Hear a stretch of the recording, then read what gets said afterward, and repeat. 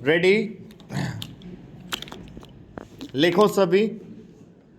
भारत रत्न भारत का सर्वोच्च नागरिक सम्मान है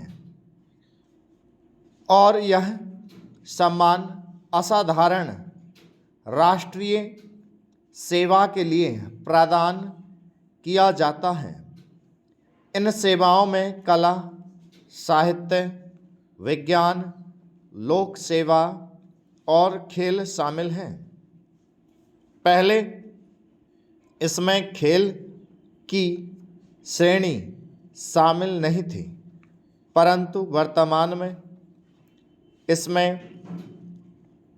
खेल को भी शामिल कर लिया गया है। भारत रत्न की स्थापना 2 जनवरी 1954 को भारत के तत्कालीन राष्ट्रपति राजेंद्र प्रसाद द्वारा की गई थी। अन्य अलंकरणों के सम्मान इस सम्मान को भी नाम के साथ पदवी के रूप में प्रयुक्त नहीं किया जा सकता है। वर्ष 1955 से पहले इस सम्मान को मरणोपरांत देने का प्रावधान नहीं था, लेकिन वर्ष 1955 में यह प्रावधान जोड़ दिया गया। भारत रत्न की बनावट।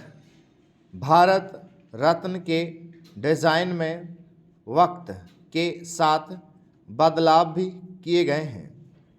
प्रारंभ में यह 35 मिलीमीटर का गोलाकार स्वर्ण पदक हुआ करता था, जिस पर सामने की तरफ सूर्य का चित्र होता था और नीचे एक फूलों का हार बना होता था।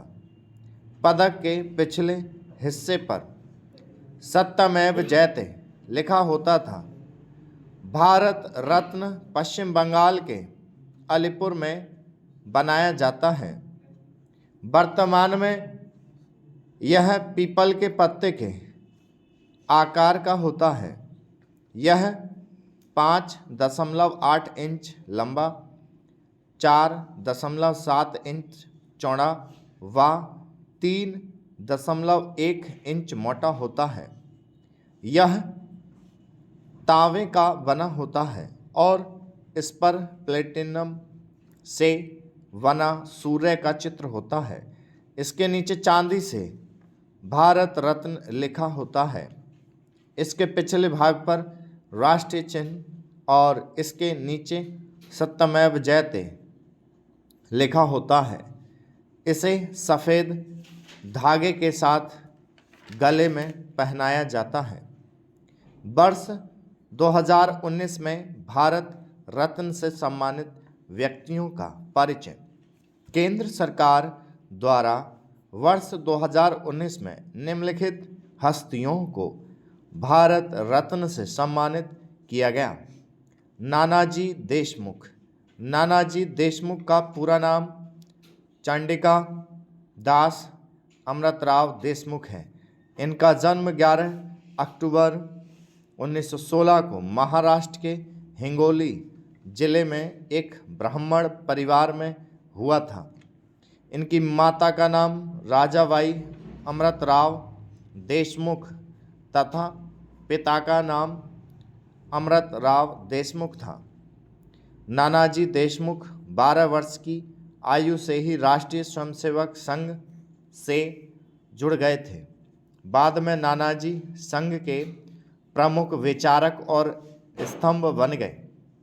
इन्हें एक समाज सेवक तथा शिक्षा, स्वास्थ्य और ग्रामीण स्वावलंबन के कार्यों को करने के लिए जाना जाता है। नानाजी देशमुख विनोबा भावे के भूदान आंदोलन तथा जयप्रकाश नारायण के संपूर्ण क्रांति आंदोलन से जुड़े रहे तथा आपातकाल के दौरान जयप्रकाश नारायण के साथ मिलकर आंदोलन में प्रमुख भूमिका का निर्वाह किया था। ये भारतीय जनसंघ तथा जनता पार्टी के संस्थापकों में से एक थे तथा जब वर्ष 1977 में मोरारजी देसाई के नेतृत्व में केंद्र में सरकार की स्थापना हुई तब नानाजी को सरकार में शामिल होने का निमंत्रण दिया गया, परंतु उन्होंने इस आमंत्रण को अस्वीकार कर दिया। स्टॉप।